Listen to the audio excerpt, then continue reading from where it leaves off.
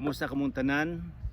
Mayong hapon, mayong gabi, maayong buntag.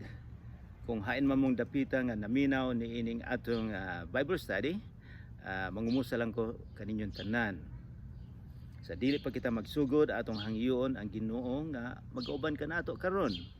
Kay siya ang pinaka-importante ni ining atong Bible study. Atong ituko ang atong ulo o ipiyong ang mga mata o mag-ampo kita. Amahan namong langit nun, daghang salamat ni ining panahon nga kami makatuon gyapon sa imong pulong. Ang imong pulong nga maoy suga sa among kinabuhi. Nagaampo usab ako nga imong abrihan ang among tagsa-tagsa ka kasing-kasing aron nga masabtan namo ang imong pulong karon. Dili lang nga masabtan namo kundi amo kining magamit sa among kinabuhi. Ang prinsipyo among magamit aron nga ikaw among malipay ka sa among himuon, Lord. Kining tanan magapasalamat usab ako sa mga tao nga mitabang aron nga kita makapaminaw ni ining video. Kining tanan akong gipasalamatan o gihangyo sa ngalan ni Hesus nga among manluluwas. Amen.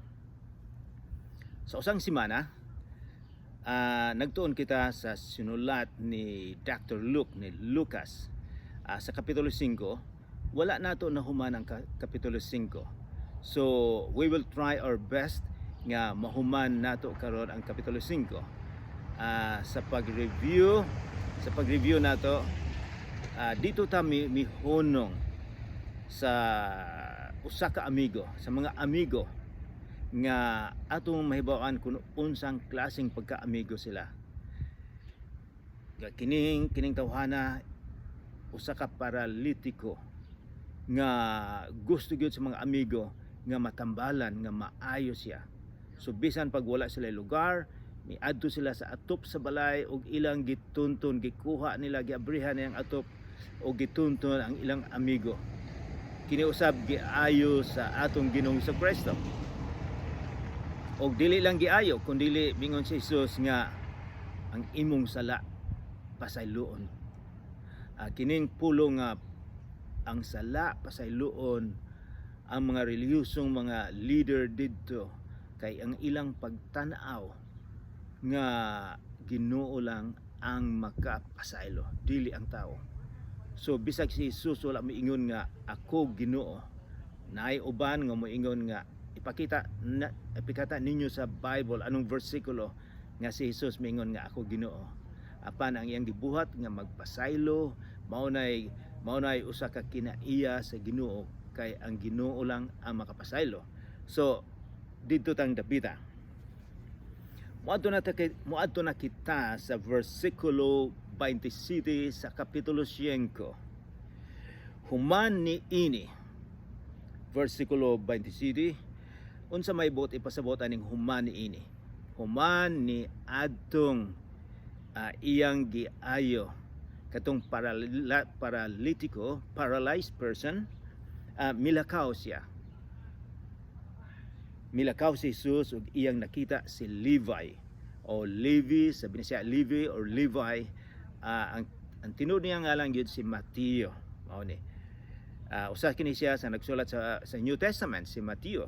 So Mateo, nakita niya si Mateo o si Levi. Usa ka maniningil sa buhis, usa ka collector sa buhis. Nga naglingkod sa iyang opisina, miingon si Jesus kaniya, sunod kanako.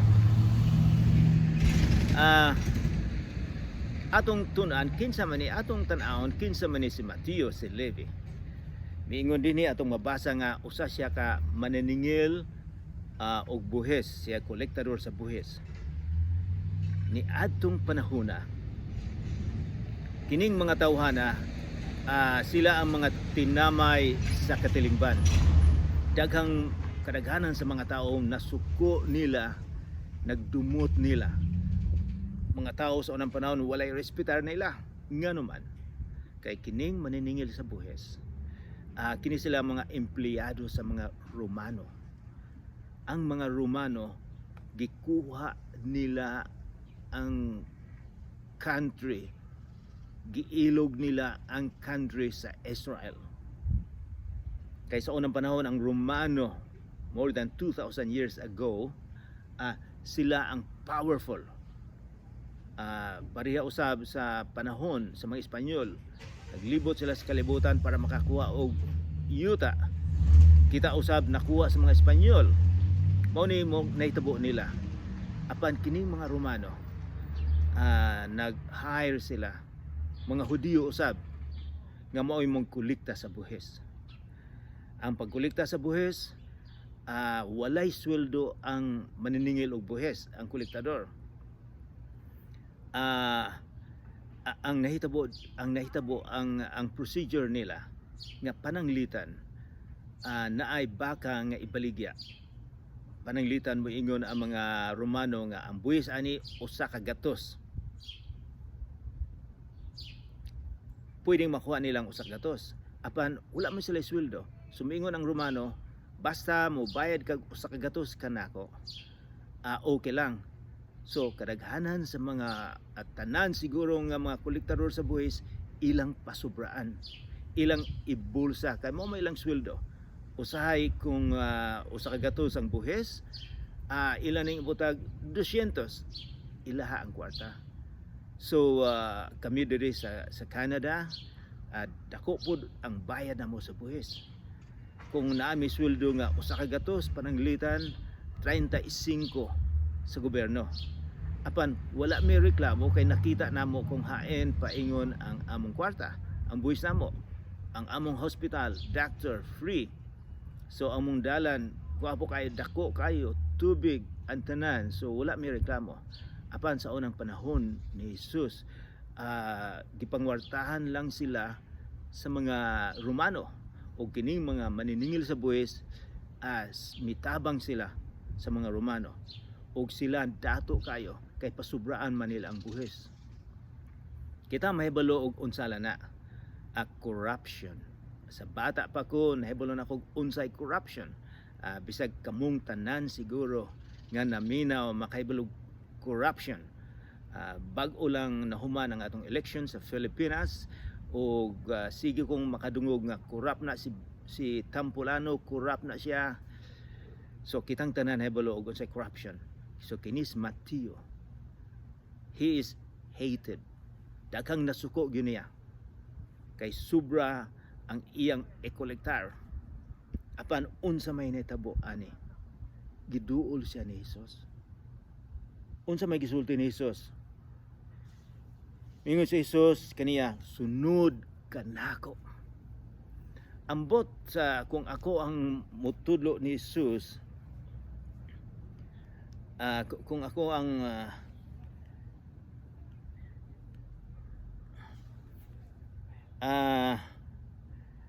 nawala ang atong kuan, ang akong tablet. Okay na nata dinhi. Giimbita ni Jesus kini si Mateo, kining collector og buhis nga gibiayon sa mga tao. Ngayon siya, sunod ka nako. Og mitindog si Levi, gibiyaan niya ang tanan og misunod kaniya. Wow, matingala kita, matingala usab kita nganong siya man ang giimbita ni Jesus nga usa sa iyang mga disipulo. Siguro makaingon ta, basig nagkasayop ang atong Ginoong Jesucristo nga ang masama nga tao iyang mo'y musunod, mo'y himong disipulo niya. Apan dili magkasayop ang atong Ginoo.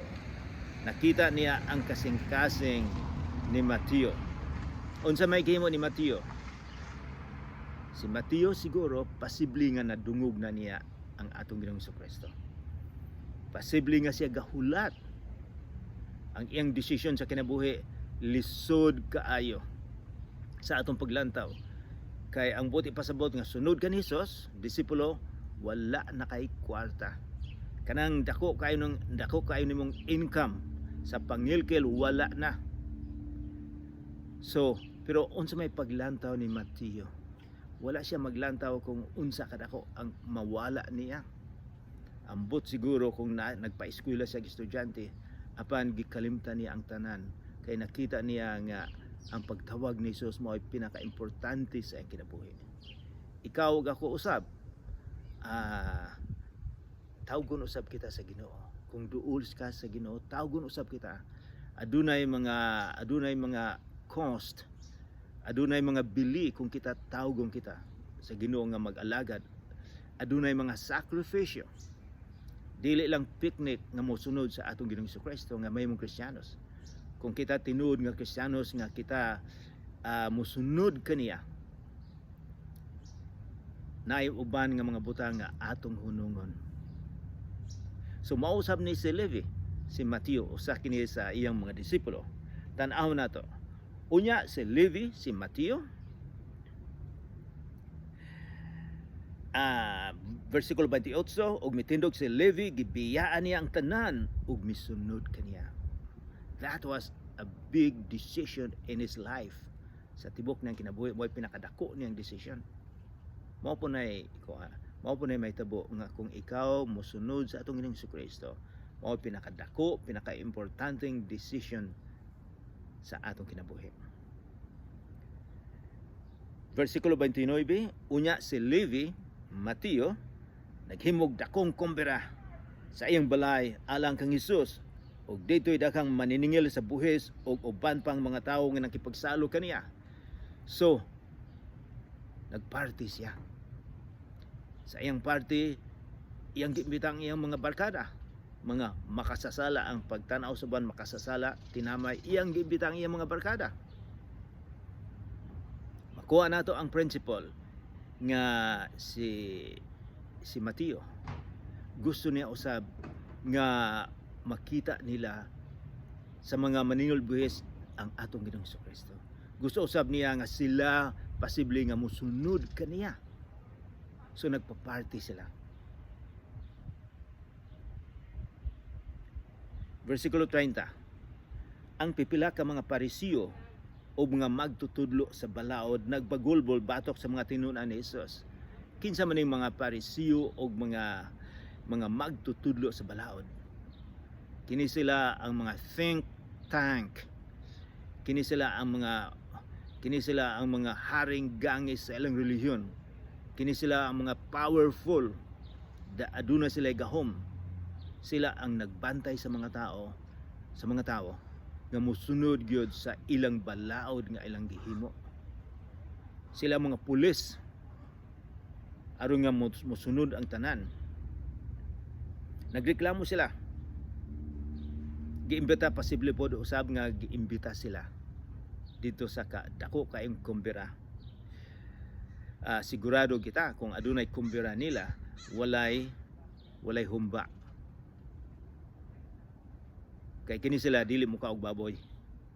Siguro ang gihuna-una ninyo karon, dako kaayong humba, dako kaayong lechon. Apan dili sila mo kaog baboy. Karnero ang ilang kanon, mga manok. Pero anyways, mao ni reklamo sa mga Fariseo, mga tao nga relihiyoso kayo, mga relihiyoso nga milantaw nga sila lang ang eksakto, ang uban dili maayo, sila lang ang eksakto. So miingon sila, nganong nakipag-uban man kamo sa pagkaon o pag-inom sa mga maniningil sa buhis o sa mga makasasala. So mao ni ilang paglantaw gyud ni ini mga tao na. Nagreklamo siya sa mga disipulo ni Jesus, nga anuman nga kamo nakipagbarkada mo sa nianang makasasala. Buot ipasabot kamo usab makasasala. Diba naubang mga tao nga tungod sa ilang pagka-relihiyoso dili makipag-amigo sa mga hoy puloy, sa mga tao nga ubos kayo. Apan ang atong Ginoong Jesucristo humble, gusto niya nga katong mga tao nga ubos kayo, katong mga tao nga ubos nga mituo sa ilang kaugalingon nga sila nakasala, mao nay gusto sa atong Ginoong Jesucristo. Kanang mga tao nga righteous, nga mituo sila, nga eksakto sila, relihiyoso sila, murag dili kayo duulon sa atong Ginoong Jesucristo. Versikulo 31. Si Jesus mitubag kanila, ang mga tao nga walay sakit wala magkinahanglan og doktor, kundili ang mga masakiton lamang. So, katong mga tao nga mituo nga wala sila sakit, nga wala sila sala sa kinabuhi, dili sila gakinahanglan og doktor. Ang mga tao nga mituo nga sila gakinahanglan nga mapasaylong ilang sala. Versikulo 32. Kini importante nang gisulti ni Jesus. Wala akong muanhi, wala siya muanhi dinhi sa kalibutan aron sa pagtawag sa mga matarong, kundili sa mga makasasala aron maghinulsol. So mao nay usa sa mga kini ang purpose tuyo nga gipadala sa Amahan si Jesus dinhi sa kalibutan, aron nga pagtawag sa mga tao nga makasasala. Ikaw gako makasasala. Walay tao nga perfecto. Ubang relihiyoso mituo sila nga perfect sila. Kay miingon sila ang 613 kabalaod nga among gihimo ako nang gisunod. Mao nang miingon sila perfect na kami. Apan si Jesus miingon aron nga ang makasasala maghinulsol sa imong sa ilang sala. Unsa man ning paghinulsol? Ato na ning naantiguhan. Ang paghinulsol mao nga kung ang direksyon sa imong kinabuhi dili maayo, usbon, mao nay paghinulsol. Adunay pagkabag-o sa imong kinabuhi kung ikaw napasaylo sa atong Ginoo. Dili lang nga bag-o kundi ang direksyon sa imong kinabuhi. Ang pinaka-importante sa imong kinabuhi, ang pinaka-priority sa imong kinabuhi mao ang pag-alagad sa Ginoo. Mao nay paghinulsol. Usang paragraph na pod, ang pangutana mahitungod sa pagpuasa. Ikaw ako sa mga Filipino dili ka ita nag-practice og puasa. Naay uban, pero sa panahon sa atong Ginoong Jesucristo, kining mga Pariseo, kining mga teachers of the law, kini sila mahilig magpuasa.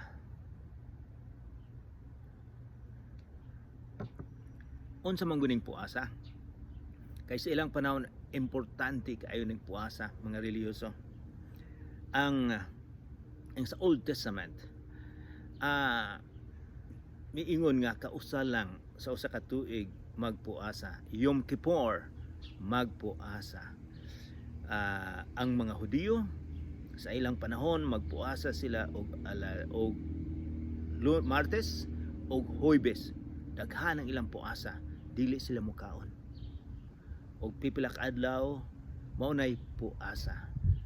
Karon mangutana kita, gipangutana ko sa una, nganong magpuasa? Importante ba ning puasa? Ang akong simple nga explanation mao ni. Kitang tao adunay excuse me, adunay parte nato ng physical kanang makita. Physical kining makita nato, kining temporaryo nga lawas nga mamatay, mao ni physical nga lawas nato. Ang aduna po kitay parte nga espirituhanon. Mao ni espirituhanon nga mulungtad og hangtod-hangtod. Mao ni eternal. Sa paghimo sa Ginoo gihatagan kita og spiritual nga kinabuhi. Muadto ba sa langit o dili? Pero kadaghanan kanato dili kaay nato tagdo na ang atong espirituhanong parte sa kinabuhi. Atong tagdon kayo ang atong physical, gutumon o mukaon dayon ta, o giuhaw ang lawas nato, mo inom ta. Daghang mga tao diri sa Canada nga importante nilang physical, dagko kay silang braso, muadto sila sa gym pila ka oras. Pagkatapos kung mulakaw sila, magpahinambog kayo, magkamisita para ipakita nilang physical nga lawas. So kadaghanan nato ato importanteng physical, apan ang espirituhanon dili kayo. So kining puasa buot ipasabot ato sang kalimtan ang atong physical, dili ta mo kaon atong i-concentrate sa atong espirituhanon nga parte sa atong kinabuhi. Kay kining espirituhanon maoy makipag-istorya, maoy makita sa atong Ginoong Hesukristo.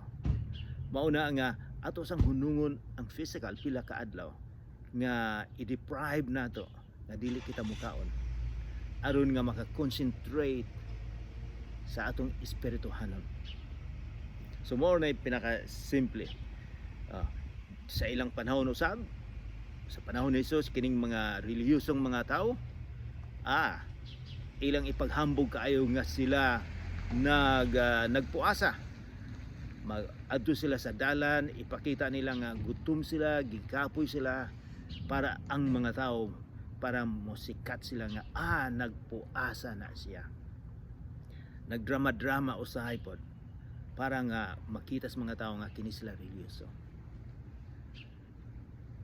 Usahay kita usab magkasayop sa kinabuhi nga ang atong pag-alagad sa Ginoo pakitang tao lang. So kita usab guilty usab kita usahay nga magpahambog kita og husto sa atong pagka-Kristiyanos. Kinahanglan mapainubsanon ang atong gihimo, dili nato ipag murag trumpet nga atong ipakita sa ubang mga tao nga ako Kristohanon, nga ako nagpuasa.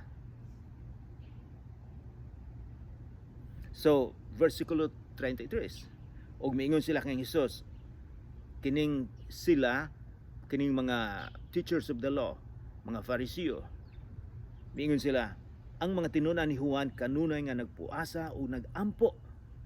Ingon man ang mga tinunan sa mga Fariseo, apan ang imong mga tinunan nangaon og nanginom. So kini mga tawhana ang mga critical sila sa kinabuhi og sa mga disipulo sa atong Ginoong Hesukristo. 35, apan moabot ang panahon, versikulo 34, si Jesus mitubag, papuasahon ba ninyo ang mga dinapit sa kumbera, sa kasal, samtang kauban pa nila ang pamanhunon? Siya dili gayod. Apan moabot ang panahon nga ang pamanhunon kuhaon og niadtong adlaw magpuasa na sila. Ang buti pasabot ni Jesus nga samtang dinhi pa siya sa kalibutan kauban niya ang mga disipulo, dili sila kay kinahanglan og magpuasa, mag-enjoy sila kay naaman ang atong Ginoong Hesukristo. Mingon siya kung wala na siya nga nahumana niya ang trabaho, nahumana niya ang kalbaryo, di na pa sila magpuasa. 35, apan moabot ang panahon nga ang pamanhunon kuhaon og niadtong adlaw magpuasa na sila. 36, unya gisugin lang usab sila ni Jesus ni ining sambingaya, walay tawo nga magtabas og usa ka bahin sa bagong biste aron itapak sa daang biste, kay kung buhaton niya kini madaot ang bagong biste ug ang gitapak dili mobagay sa daan. 37, ug walay magsulot og bag-ong bino diha sa daang sudlanan nga panit, kun buhaton niya kini ang bag-ong bino magagisi sa daang panit ug unya madaot ang sudlanan ug mausik ang bino. Unsa maning sambingay ni Jesus? Nag-ingon siya nga kung naay gisi ang sinina, dili maayo nga butangan og bagong damit, bagong tila, kay dili magmatch o dili maayong lantawon, kay magisi lang puna.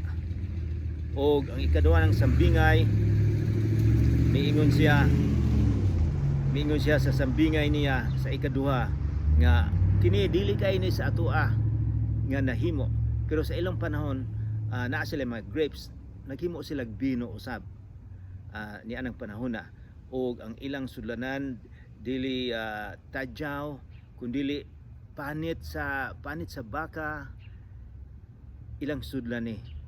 So miingon siya nga kay tungod sa fermentation ang alcohol mopainat didto. So kung naay bagong bino dili nila isulod sa karaan nga sudlanan kay nainat naman nig husto. So magkuha usab sila bag-o nga sudlanan, bag-o nga panit sa baka para nga kung naay expansion sa alcohol dili madaot. Unsa may but ipasabot ni Jesus niini. Patingala mo nganong naghisgot man si Jesus. Ang mga tungod kay ang mga gihimo sa mga relihiyosong mga tao, mga Hudiyo, pila ka katuig ang ilang relihiyon dili na pwede kay karon miabot na si Jesucristo ang iyang procedure, ang iyang plano bag-o na pananglitan. Kini mga Hudiyo naggamit sila stricto sila kayo ang ilang balaod nga sa akong giinguna nga pulo ka sugo nahimo nang pila 613 ng mga balaod. Ang ila sunod lang sa daghang kayong balaod. Apan si Jesus miingon nga duha lang ang balaod. Higugmao nimo ang Ginoo sa tibuok nimong kasing-kasing o higugmao nimo ang isig ka tawo. So mao ni miingon siya nga bag-o na katong karaan ninyong gihimo nga kanang mga adlaw igpapahulay nga daghang kaayong himuon dili na niya pwede, dili na makasulod sa bagong gitudlo nako. Kadaghanan dito para lang sa mga Hudiyo, apan para sa atong tanan. Ingon si Jesus, higugmaa ang atong Dios sa tibuok nimong kinabuhi, sa tibuok nimong kalag, sa tibuok nimong hunauna. O mingon siya, higugmao nimo ang isig ka tawo. Mao na giunisyon nga bag-o na. Sa 38, kinahanglan nga ang bagong bino maoy isulod sa bagong sudlanan. Walay tawo nga mangandoy sa bagong bino tapos siya makainom sa daang bino. Miingon siya, mas maayo gayod ang daang bino. So miingon si Jesus, kanang mga tao nga dugay nang nag-practice sa Judaism, ang inyong mga practice nga legalistic, ang inyong practice nga daghang kamong himuon aron nga malipay ang Ginoo, himo lang na sa tao. Mo nay gusto ninyo. Apan kung kamo makatilaw sa bag-ong bino nga gikan ni Jesus, maoy pinaka-importante sa atong kinabuhi karon. Mga kaigsuonan, daghang mga tao nga ang ilang tuyo sa kinabuhi mga legalistic, nga sila nahimong nga sila ang ilang paglantaw nga sila Kristohanon para pakitang tao lang, wala day sa kasing-kasing, wala na afektuhan ang ilang kasing-kasing, kay gusto nila ang ilang pagkatao nga makita lang, ang ilang himo nga makita lang sa mga tao. Ang pinaka-importante nga ang atong himuon nga ang makakita dili ang mga tao, dili nga kita dayigon sa mga tao, kundi ang Ginoo ang magdayeg sa ato. Moingon kita kining Parisiyo, kining teacher sa mga balaod sa unang panahon, apan naagyapon niya sa atong panahon karon. So atong mahibaw na ang atong Ginoong Jesucristo nga siya ang mga tao nga humble, mapainubsanon, mga tao nga may akseptar nga sila makasasala, mao nay mahal sa atong Ginoong Jesucristo. Mao nay kinaiya ni Jesus. Mao na nga ako gahangyo ninyo nga kamo inyong abrihan ang inyong kasing-kasing aron nga pasudlon ang atong Ginoong Jesucristo aron nga siya ang maghari sa imong kasing-kasing. Daghang salamat, mag-ampo kita. Lord Jesus, daghang salamat sa imong pulong karon. Daghang salamat nga ikaw ang among Misayas nga makapasaylo sa among sala. Hinaot pa ang Ginoo, hinaot pa ang Dios nga kining tanan makasulod sa among kasing-kasing, nga kaming tanan mangayo og pasaylo nga na kanimo. Sa ngalan ni Jesucristo nga among manluluwas. Amen.